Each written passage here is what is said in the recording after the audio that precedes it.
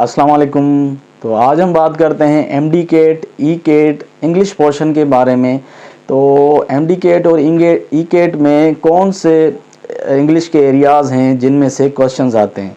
देखें, first of all let's divide के MD cat की नंबर ऑफ़ क्वेश्चंस जो हैं उनकी डिस्ट्रीब्यूशन किस तरह है। तो सबसे पहले आपको स्क्रीन पर शो हो रहा होगा कि बायोलॉजी के जो हैं वो, अगर आप एमडी केट के कैंडिडेट हैं तो देर आर 68 क्वेश्चंस।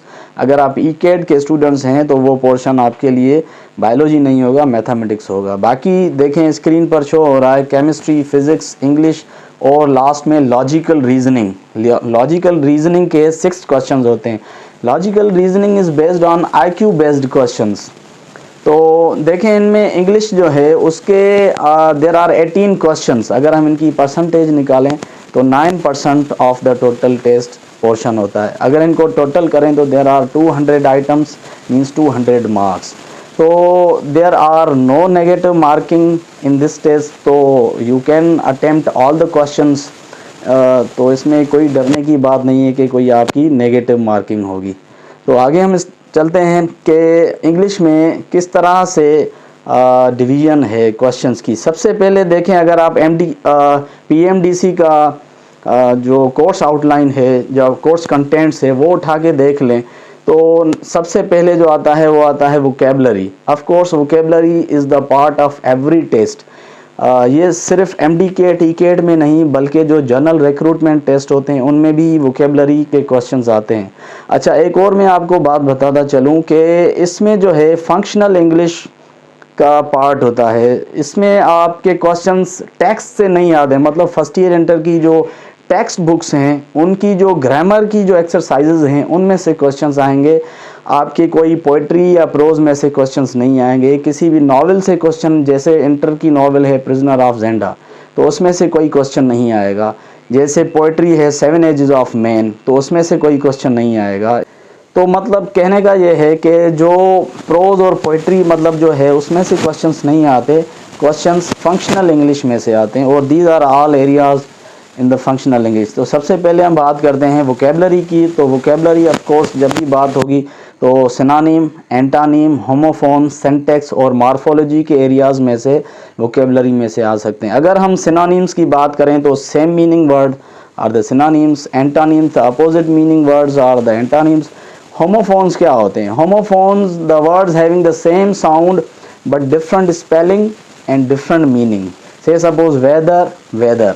तो ये दोनों स्क्रीन पर ये वर्ड शो हो रहे होंगे, तो ये जो हैं वो होमोफोन्स कहलाते हैं। इनकी प्रोनाउंसिएशन तो सेम है लेकिन इनकी स्पेलिंग और meaning is different. Then comes the syntax. Syntax क्या होता है? Syntax is actually the structure of sentence, जैसे सब्जेक्ट, वर्ब और object. This is a syntax. Means हम वी कैन से कि द वर्ड ऑर्डर, सेंटेंस में जो वर्ड ऑर्डर होता है उसको सिंटैक्स कहा जाता है। उसके बाद morphology. Of course morphology is about the formation of words, कि how words are formed. Okay, उसके बाद number 2, after vocabulary there comes tenses and sentence structure. देखें टेंसेस अगेन वही जो है वो, आप ये जो एरियाज़ हैं, अगर आप 9th से इंटरमीडिएट की इंग्लिश की बुक उठा के देख लें तो ये एक्सरसाइजेज़ इन टेक्स्ट बुक्स में अवेलेबल हैं। टेंसेस से जैसे present, past and future tenses. उसके बाद conditional sentences, the sentences that starts with condition, if के जो सेंटेंसेस होते हैं कंडीशनल सेंटेंस। उसके बाद क्लॉज एंड इट्स टाइप्स। तो क्लॉज के is again the part of sentence structure. उसके बाद error correction. Error correction is part and parcel of every test. Error correction में जैसे ग्रामेटिकल एरर्स और कैपिटलाइजेशन और पंक्चुएशन। काफ़ी बच्चों को कैपिटलाइजेशन का पता नहीं होता कि ये कैपिटलाइजेशन क्या होती है, कि कहाँ पर, जैसे अब say suppose it's a proper noun, तो proper noun will always be written with the capital letter.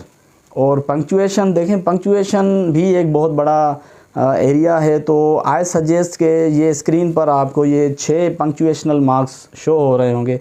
अगर आप इनका यूजेज ही देख लें, पढ़ लें, तो मेरे ख्याल से it's enough. And then comes the 4th part, subject verb agreement.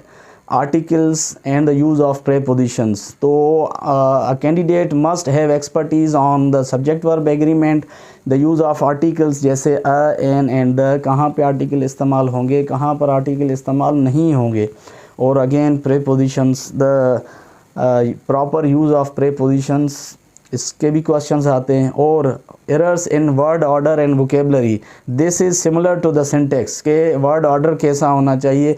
Vocabulary से मुराद यहाँ पर यह है कि sentence will be given, there will be a blank and 4 options will be given के use appropriate word for to complete the meaning of a sentence. तो ये questions इस तरह से आते हैं. और लास्ट में reading comprehension passage, a short reading comprehension passage is given followed by MCQs. तो उसके कोई 5 या 10 MCQs हो सकते हैं. ये जो IBA के एडमिशन टेस्ट होते हैं या किसी भी यूनिवर्सिटी के जो एडमिशन टेस्ट होते हैं, जो उनमें इंग्लिश का पोर्शन होता है, दीज आर द एरियाज़, इन्हीं में से इंग्लिश के क्वेश्चंस आते हैं. काफ़ी बच्चे ये सोचते हैं कि सर इंग्लिश तो बहुत मतलब वसी है, हम किस एरिया से कैसे तैयारी करें.